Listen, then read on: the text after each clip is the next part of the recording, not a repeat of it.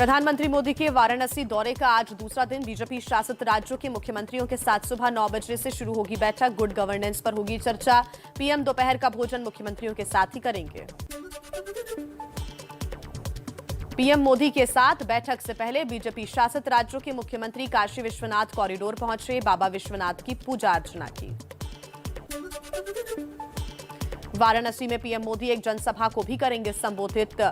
स्वर्वेद महामंदिर में सद्गुरु सदाफल देव विहंगम योग संस्थान के 98वें वार्षिकोत्सव में शामिल होंगे। सीएम योगी के साथ आधी रात को वाराणसी की सड़कों पर निकले पीएम मोदी। विकास के कामों का लिया जायजा। कहा, सरकार की पवित्र शहर के लिए सबसे बेहतर बुनियादी ढांचा बनाने की कोशिश है। लोगों से बातचीत करते और अभिवादन करते दिखे। प्रधानमंत्री मोदी का बनारस स्टेशन का भी दौरा। कहा, हम स्वच्छ, आधुनिक और यात्रियों के अनुकूल रेलवे स्टेशन को सुनिश्चित करने के लिए काम कर रहे हैं। काशी के दशाश्वमेध घाट पर पीएम मोदी ने क्रूज से गंगा आरती और लेजर शो भी देखा। पीएम के साथ क्रूज पर बीजेपी शासित राज्यों के सभी मुख्यमंत्री मौजूद थे। प्रधानमंत्री के काशी विश्वनाथ मंदिर में पहुंचते ही पूरा मंदिर परिसर मंत्र और गीतों से गूंज उठा। पीएम मोदी ने काशी विश्वनाथ का अभिषेक किया तो खुद पीएम मोदी ललिता घाट से जलाभिषेक के लिए गंगा जल लेकर आए। बाबा विश्वनाथ का पीएम ने किया श्रृंगार।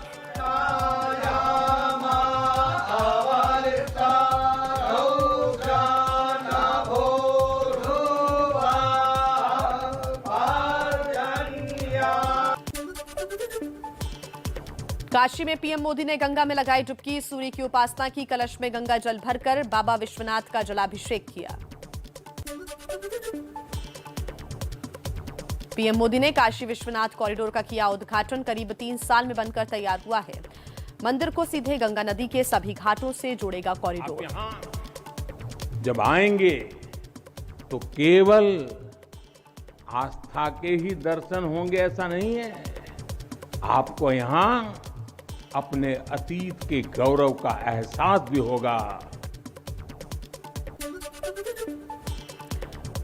काशी विश्वनाथ कॉरिडोर के लोकार्पण के मौके पर पीएम मोदी का विपक्ष पर वोट के लिए धर्म के इस्तेमाल का आरोप। कहा, भारत में जब भी औरंगजेब पैदा हुआ तो शिवाजी का भी उदय हुआ।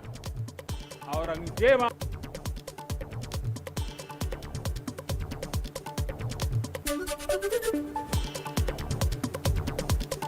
प्रधानमंत्री ने काशी में पूरे देश से मांगे 3 संकल्प। पीएम ने कहा, स्वच्छता, सृजन और आत्मनिर्भर भारत का प्रयास मांगता हूं।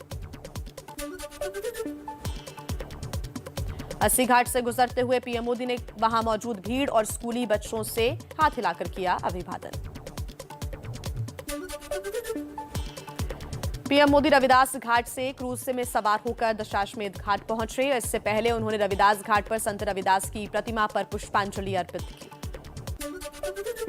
पीएम ने ऐतिहासिक कॉरिडोर बनाने वाले श्रमिकों का सम्मान किया। उन पर फूलों की वर्षा की और उनके बीच बैठकर तस्वीरें खिंचवाई। दोपहर का खाना भी उन्हीं के साथ खाया।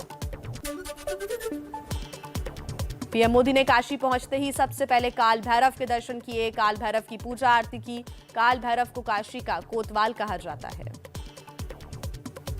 और अब कुछ और खबरें देखते हैं तेज रफ्तार अंदाज में। पीएम मोदी के वाराणसी दौरे पर अखिलेश यादव का तंज। कहा, अंतिम समय में रहने के लिए काशी से अच्छी कोई और जगह नहीं। वो जगह रहने वाली है, आखिरी समय पर वहीं रह जाता है बनारस में। पीएम मोदी के वाराणसी दौरे पर कांग्रेस नेता अधीर रंजन चौधरी का बड़ा बयान। कहा, चुनाव में हार के डर से गंगा में लगा रहे हैं डुबकी और कर रहे हैं उद्घाटन। कांग्रेस के वरिष्ठ नेता मल्लिकार्जुन खड़गे की पीएम मोदी को नसीहत। कहा, सदन चलता है और पीएम आते नहीं। छुट्टी के दिन पीएम को काशी विश्वनाथ कॉरिडोर का करना चाहिए था उद्घाटन। अखिलेश के बयान पर बीजेपी का पलटवार। केंद्रीय मंत्री प्रहलाद जोशी ने कहा, यह अखिलेश की मानसिकता को दिखाता है, उन्हें माफी मांगनी चाहिए। केंद्रीय मंत्री अर्जुन मेघवाल का अखिलेश पर हमला। कहा, यह अखिलेश की मानसिकता को दिखाता है क्योंकि इन लोगों ने राम मंदिर के वक्त गोलियां चलवाई थी। समाजवादी पार्टी के अध्यक्ष अखिलेश यादव की विजय रथ यात्रा आज जौनपुर पहुंचेगी। 2 दिन जौनपुर में ही रहेंगे अखिलेश यादव।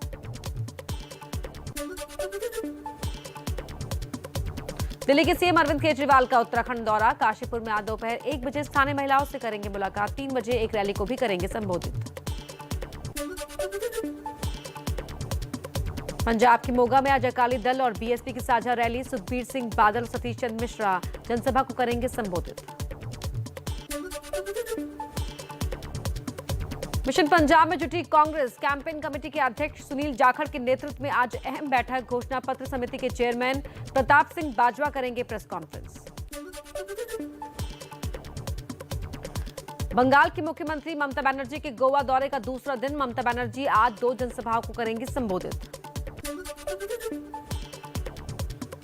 मुंबई एनसीबी के जोनल डायरेक्टर समीर वानखेड़े की आज जाति सत्यापन समिति के सामने पेशी। वानखेड़े पर डॉक्यूमेंट्स में हेरफेर कर नौकरी पाने का है आरोप। मध्य प्रदेश की पंचायत चुनाव में सीट आरक्षण को चुनौती देने वाली याचिका पर सुप्रीम कोर्ट में सुनवाई। कांग्रेस नेता जया ठाकुर ने दी है अर्जी।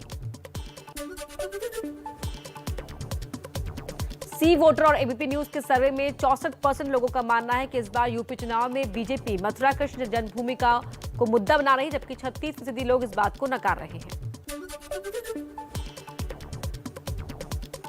सी वोटर के सर्वे में एक्सप्रेसवे की हालत पर 57% लोगों का मानना है कि अखिलेश राज में स्थिति ज्यादा अच्छी रही, जबकि योगी राज में केवल 43% लोग ही एक्सप्रेसवे की हालत को ठीक बता रहे हैं। यूपी चुनाव से पहले बीजेपी की यूपी को नंबर 1 बनाने की मुहिम कल से शुरू होगा। यूपी नंबर 1 सुझाव आपका, संकल्प हमारा अभियान। जनता के सुझाव को संकल्प पत्र में शामिल करेगी बीजेपी। निषाद पार्टी के प्रमुख संजय निषाद से एबीपी न्यूज की खास बातचीत। कहा, लखनऊ में होने वाली रैली में निषाद समुदाय के साथ साथ दूसरे समुदाय के लोग भी होंगे शामिल। सीएम योगी हमारी मांगे पूरी करेंगे। बीएसपी सरकार में मंत्री रहे दद्दू प्रसाद ने एसपी अध्यक्ष अखिलेश यादव से की मुलाकात। चुनाव में अखिलेश का साथ देने की बात कही। सामाजिक परिवर्तन मिशन नाम की संस्था चलाते हैं दद्दू प्रसाद। और आइए अब कुछ और बड़ी खबरें आपको बता देते हैं फटाफट अंदाज में ही।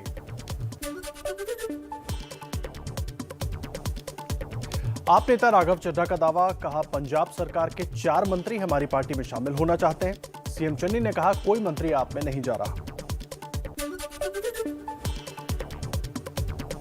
दिल्ली के सीएम अरविंद केजरीवाल बोले, पंजाब में कुछ महीने बाद आम आदमी पार्टी की सरकार बनने जा रही है, इसलिए दूसरी पार्टियों के कई नेता हमारी पार्टी में शामिल होने के लिए आ रहे हैं, लेकिन किसी भी हालत में भ्रष्टाचारी और क्रिमिनल नेता को नहीं लेंगे।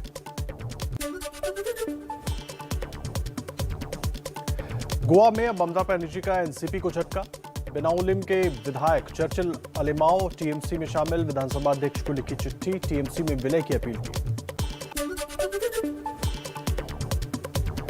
ममता बनर्जी का बिना नाम लिए राहुल गांधी पर निशाना। कहा, वो कुछ बोलते नहीं हैं, चुनाव के समय फेसबुक और ट्वीट करते हैं। बीजेपी से आधी अंडर सेटिंग कर ली। पीएम का ट्विटर अकाउंट हैक होने का मसला अधीर रंजन चौधरी ने लोकसभा में उठाया। अधीर रंजन चौधरी ने मांग की कि इस मुद्दे पर सरकार सदन में सफाई दे।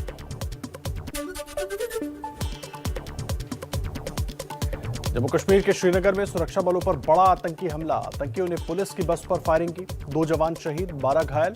एएसआई गुलाम हसन, कांस्टेबल शफीक अली शहीद। मोटरसाइकिल सवार 2 से 3 आतंकियों ने बस पर अंधाधुंध फायरिंग की। लश्कर से जुड़े आतंकी संगठन कश्मीर टाइगर्स ने हमले की जिम्मेदारी ली है। इलाके की घेराबंदी कर सर्च ऑपरेशन जारी है। श्रीनगर के आईजी विजय कुमार ने कहा, ड्यूटी खत्म होने के बाद पुलिसकर्मी वापस जा रहे थे।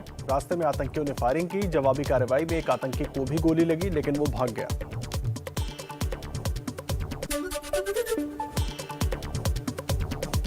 वाराणसी से पीएम मोदी ने श्रीनगर आतंकी हमले की जानकारी ली। शहीद जवानों के परिजनों के प्रति संवेदना जताई।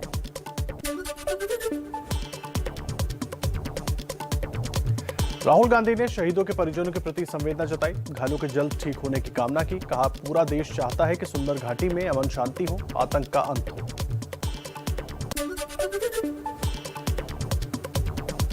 आतंकी हमले पर नेशनल कॉन्फ्रेंस के नेता फारूक अब्दुल्ला का फिर पाकिस्तान राग। कहा, भारत सरकार जब तक दिल नहीं जीतेगी ये सब ऐसे ही चलता रहेगा। भारत पाक को रास्ता निकालना चाहिए। ईडी ने पूर्व सांसद और माफिया डॉन अतीक अहमद की 8 करोड़ 14 लाख रुपए की संपत्ति जब्त की। अतीक अहमद और उनकी पत्नी के 10 बैंक खाते सीज किए गए। दिल्ली में प्रदूषण की स्थिति को देखते हुए पहले की तरह गैर जरूरी ट्रकों की एंट्री पर रोक जारी। निर्माण कार्यों को लेकर सुझाव मांगे गए। 16 दिसंबर को फिर बैठक।